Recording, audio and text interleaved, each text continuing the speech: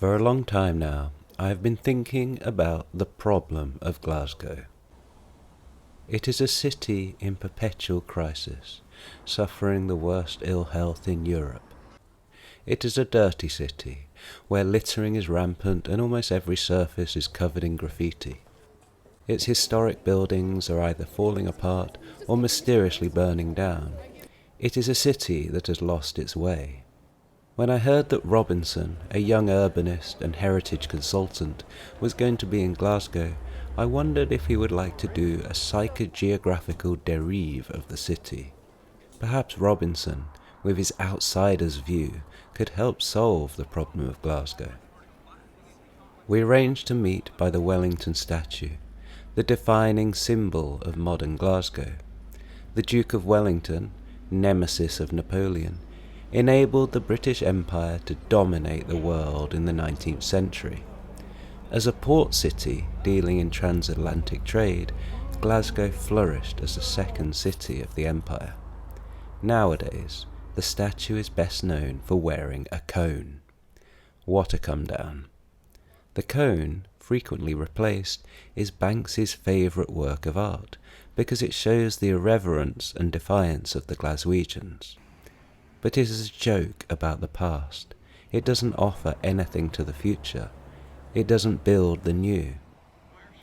Robinson hadn't eaten lunch and was too hungry to solve the problem of Glasgow, so we went back to my flat where he could prepare the pickled herring he had brought from Germany. Coincidentally, close to my flat is the Brigate, the city's former fish market. The hippocamps that adorn the building are one of the few reminders of its former use. On Glasgow Green we see the McClellan Arch, which I mistakenly believed to be a monument to a temperance campaigner.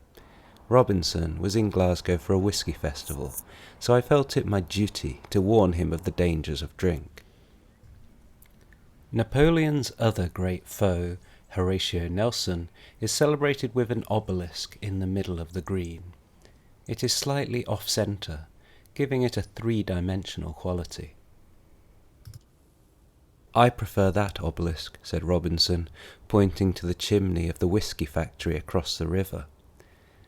We approached the sadly neglected Winter Gardens. The story I heard is that one shard of glass fell from the roof and then the whole building was condemned.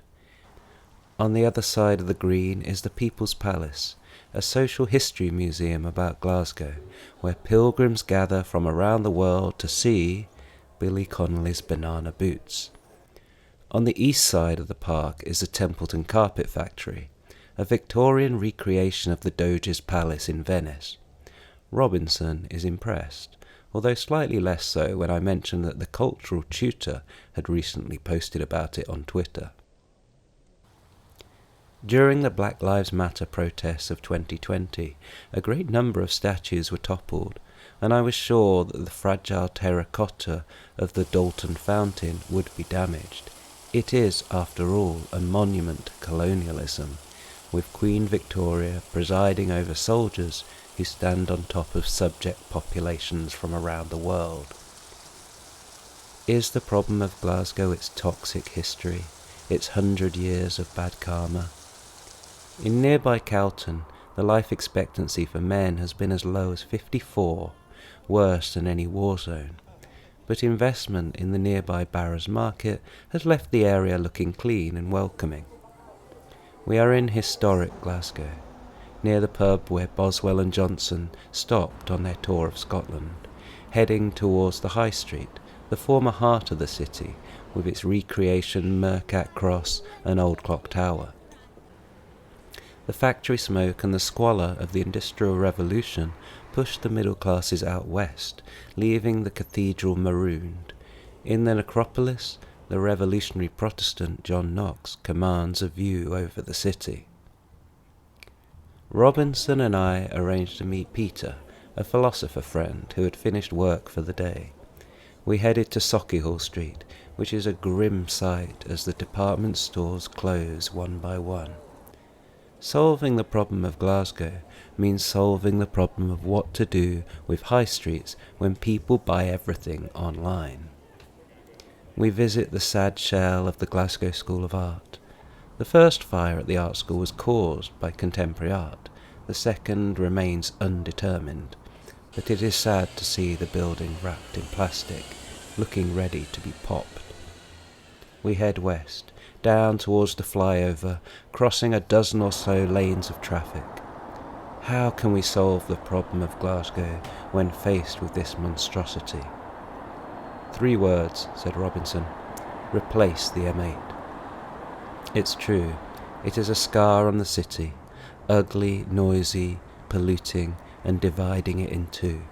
But what's worse, I think, is that it encourages people to move out of the city, safe in the knowledge that there is a quick and convenient route for suburbanites to come and go without actually contributing to the tax base. To improve health, to reduce alienation, for the vitality of the city, the M8 has to go.